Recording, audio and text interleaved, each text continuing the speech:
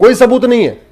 सबूत कहाँ से होगा? 1450 साल पुराना तो ये पंथ ही है। अरे तो अगला बता रहा हूं अब क्या करेंगे ये कुछ दिन के बाद बोलेंगे कि ये जो मुर्शिदाबाद है, यहाँ मुर्शीद खां का शासन था, मुर्शीद खां यहाँ का जमींदार था, इसलिए पूरा मुर्शिदाबाद वक्फ का हो गया।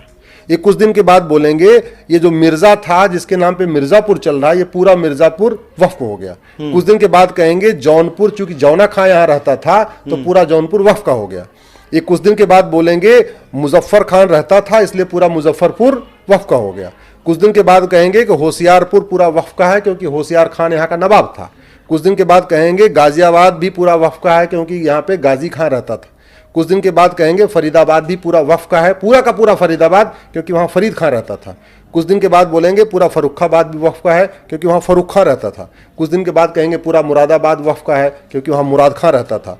कुछ दिन के बाद कहेंगे बेगूसराय पूरा वक्फ का है क्योंकि वहाँ बेगू खान रहता था। कुछ दिन के बाद कहेंगे पूरा बिहार शरीफ वक्फ का है। कुछ दिन के बाद कहेंगे दरभंगा पूरा वक्फ का है। कुछ दिन के बाद बोलेंगे हाजीपुर पूरा वक्फ का है क्योंकि उसमें हाजी शमसुद्दीन वहीं रहता था इसलिए वक्फ का है। कुछ दिन के बाद कहेंगे जमाल खान रहता था इसलिए जमालपुर वक्फ का है। अहमद शाह रहता था इसलिए पूरा अहमदाबाद वक्फ का है। कुछ दिन के बाद कहेंगे भग्न बुरहानपुर पूरा वक्फ का है। होशंग शाह रहता था इसलिए पूरा होशंगाबाद वक्फ का हो जाएगा। अहमद शाह रहता था इसलिए अहमदनगर पूरा वक्फ का हो जाएगा। तुगलक रहता था इसलिए पूरा तुगलकाबाद, ये वाला तुगलकाबाद दिल्ली वाला भी, और वहाँ पे महाराष्ट्र वाला तुगलकाबाद कहेंगे पूरा वक्फ का हो गया। उस्मान अली ने धाराशिव को उस्मानाबाद बनाया इसलिए पूरा उस्मानाबाद वक्फ का कह देंगे। फरीद खान ने मोकलहार को फरीदकोट बनाया इसलिए पूरा फरीदकोट भी वक्फ को बता देंगे। शाहजहां ने गोमती नगर को शाहजहांपुर बनाया इसलिए पूरा शाहजहांपुर वक्फ का हो जाएगा। बख्तियार खिलजी ने नालंदा को बख्तियारपुर बनाया तो पूरा बख्तियारपुर वक्फ का हो जाएगा। करीमुद्दीन ने करीमनगर बना दिया था तो पूरा करीमनगर वक्फ का हो गया। महबूब खान ने महबूबनगर बनाया तो पूरा महबूबनगर वक्फ का हो गया। भाग्यनगर को हैदराबाद बना दिया था वहाँ के निज़ामों ने तो पूरा हैदराबाद भी, भाई हैदर नाम आ रहा है तो पूरा हैदराबाद वक्फ का है। ऐसे ही फतेहपुर हुआ, अलीगढ़ हुआ, अमरोहा हुआ, आजमगढ़ हुआ, बाराबंकी, गाजीपुर। ऐसे तो बचेगा कुछ नहीं हिंदुस्तान में। तो बचेगा क्या? मैं क्या तो रहा हूँ, कब वो दावा ठोक देंगे फिर। इसलिए मैं कहता हूँ ये घटिया कानून खत्म होना चाहिए। और वैसे भी 44 छेद थे, सरकार ने उसमें 44 पंचर बनाए जो बिल आया है। 22 हमने सुझाव दिए हैं। जिस टायर में 44 छेद हो जाए ना उसमें पंचर नहीं बनाना चाहिए, टायर बदल टायर बदल देना चाहिए। भारत का संविधान भी कहता है संविधान मतलब समान विधान, एक देश एक विधान। तो जब आपने वो 22 और जो पंचर हैं वो 6 वहां आपने बताए होंगे तब रिएक्शन लोगों का कैसा था? अरे वहां तो वॉकआउट हो गया। मैं, विष्णु शंकर जैन जी, हरिशंकर जैन जी, हम लोग गए थे प्रेजेंटेशन देने। लंच के बाद हमारा प्रेजेंटेशन होना था और वॉकआउट हो गया पहले ही। हंगामा शुरू, जोर जार। अब चलो ठीक है, अब अंदर की बात नहीं बताऊंगा आपको, अंदर की बात बताना ठीक नहीं है। नहीं, हंगामा हो गया।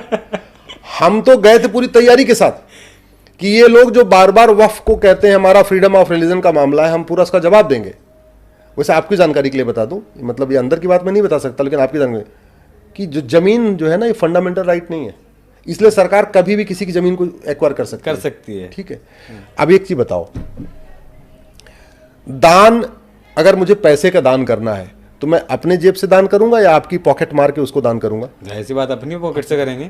अगर मुझे गाड़ी दान करनी है, बाइक दान करनी है, कार दान करनी है तो मैं अपनी वाली करूंगा, आपकी कार चोरी करके दान करूंगा? अपनी करेंगे। और जमीन दान करना है तो मैं अपनी वाली करूंगा या आपकी जमीन पे कब्जा करके करूंगा? वो भी अपनी करेंगे। अपनी करूंगा। तो ये बताओ फिर ये बाबर, हुमायूं, तुगलक, गजनी, गोरी को वक्फ का अधिकार कैसे हो गया? न उनकी कोई पुश्तैनी नहीं जमीन, न उन्होंने कोई जायज तरीके से मेहनत मजदूरी करके यहाँ जमीन कमाई। अरे वो जहां के रहने वाले थे वहां अपनी वक्फ करें ना, उनकी जो पुश्तैनी जमीन हो, यहां उनको कैसे अधिकार मिल गया?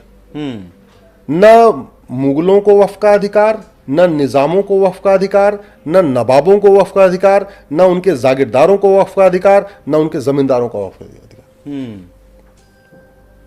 हमारा ये मानना है 1950 में जब भारत स्वतंत्र हो गया तो जो पहले वसी दरिंदों के नाम पे थोड़ा बहुत कब्जा चल भी रहा था वो सारी जमीन सरकार के पास चली जानी चाहिए और कागज दिखाना चाहिए। मैं कई बार कहता हूं ओवैसी साहब ये तो बताएं कि उनके पिताजी ने, उनके परिवार ने कितना वक्फ किया है। भाई संपन्न परिवार है ना, मैं तो गरीब से नहीं पूछ सकता ना, मैं गरीब से क्यों पूछूं? मैं तो जो संपन्न लोग हैं, जो वक्फ के बड़े पुरोधा बन रहे हैं वो बताएं। मदनी साहब बताएं उनके परिवार ने कितना वक्फ किया, कितने बीघे जमीन दान किया। दुरानी साहब बताएं उनके परिवार ने कितना दान किया। अबू आजमी बताएं उनके परिवार ने कितना दान किया। भाई अखिलेश यादव तो वक्फ नहीं कर सकते, उनका तो वो हराम माना जाएगा, हिंदू है, अभी कन्वर्ट नहीं हुए अगर, ठीक है, तो वक्फ तो वही करेगा जो मुस्लिम है। तो यानी राहुल गांधी, अखिलेश यादव और बाकी लोग, संजय सिंह वगैरह, तो ये तो वक्फ नहीं कर सकते, वो हराम माना जाएगा। जब तक कन्वर्ट न कर लें तब तक उनकी जमीन हराम हो गई। तो जिन्होंने हैं पहले से वो बता दें कितना किया, कागज नहीं दिखाएंगे, कब्जा बताएंगे। ये कानून महाघटिया है, इसी का नतीजा ये हुआ 10 लाख एकड़ जमीन पे कब्जा कर लिया। और जानते हैं आप, दुनिया में 200 देश हैं, 50 देशों का क्षेत्रफल 10 लाख एकड़ से कम है। जैसे मालदीव है, एक मुस्लिम राष्ट्र है, मालदीव का एरिया 75,000 एकड़ है और भारत में वक्फ बोर्ड के पास 10 लाख एकड़ जमीन है। इसका मतलब ये हुआ कि भारत में वक्फ बोर्ड के जमीन पे 13 मालदीव बन जाएगा। बहरीन का क्षेत्रफल 1,70,000 एकड़ है, वक्फ बोर्ड के पास 10 लाख एकड़ जमीन है, यानी भारत में वक्फ बोर्ड के ऊपर 5 बहरीन बन जाएगा, फिर भी 1 लाख एकड़ जमीन बचेगी। सिंगापुर का एरिया 5 लाख एकड़ है, यानी 2 सिंगापुर बन जाएंगे वक्फ बोर्ड के ऊपर। दुनिया के 50 देशों का क्षेत्रफल 10 लाख एकड़ से कम है, जितना कब्जा करके रखा हुआ है। और ये सारी जमीनें क्या है? रेलवे के किनारे की रेलवे की जमीन है, हाईवे की जमीन है, एक्सप्रेसवे की जमीन है, नदियों पे कब्जा किया गया है, जंगलों पे कब्जा किया गया है, खेत पे कब्जा किया, खलिहानों पे कब्जा किया, ऊसर जमीन पे, बंजर जमीन पे, पार्कों पे, जितने पब्लिक लैंड थे सब पे कब्जा करते चले गए। ये खत्म होना चाहिए और कोर्ट एक ही होनी चाहिए, हमारा ये मानना है। भाई सबसे ज्यादा दान तो हिंदू करते हैं। पूरे देश में आपको अग्रवाल धर्मशाला मिलेगी, पूरे देश में आपको माहेश्वरी धर्मशाला मिलेगी, पूरे देश में आपको जैन धर्मशाला मिलेगी, बिरला जी पूरे देश में बिरला मंदिर बनाते हैं, धर्मशाला भी बनाते हैं। हाँ? अब अगर अग्रवाल धर्मशाला, जैन धर्मशाला, माहेश्वरी धर्मशाला या बिरला मंदिर पे मैं जाके बोलूं कि ये जो धर्मशाला बना है या मंदिर बना है ये तो हमारी पुश्तैनी जमीन है, तो मेरा अग्रवाल साहब का, जैन साहब का, माहेश्वरी जी का, बिरला जी का मुकदमा कोर्ट में चलेगा। ठीक है।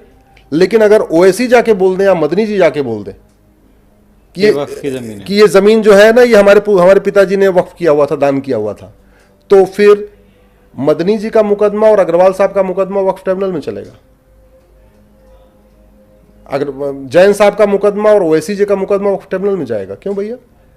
बाकी सबके लिए कोर्ट और एक मजहब के लिए अलग से ट्रिब्यूनल, अलग से बोर्ड, ऐसा कैसे हो सकता है? खत्म होना चाहिए, बिल्कुल खत्म होना चाहिए। एक देश एक विधान मांग रहा है हिंदुस्तान। खत्म करने के लिए क्या करना होगा? कुछ नहीं, बदलाव करना है कि uniform charity code, uniform endowment code बनाना है। सारे जितने मठ मंदिरों को यूसीसी अगर लागू होता है तब ये खत्म होगा? नहीं, यूसीसी अलग है। इसके लिए यूनिफॉर्म इंडाउमेंट, जैसे यूनिफॉर्म सिविल कोड है ना, यूनिफॉर्म चैरिटी कोड बनाना पड़ेगा और यूनिफॉर्म इंडाउमेंट, 2 कानून बनाने पड़ेंगे। यूनिफॉर्म चैरिटी कोड मतलब समान दान संहिता, और यूनिफॉर्म इंडाउमेंट कोड मतलब समान धर्मस्थल संहिता।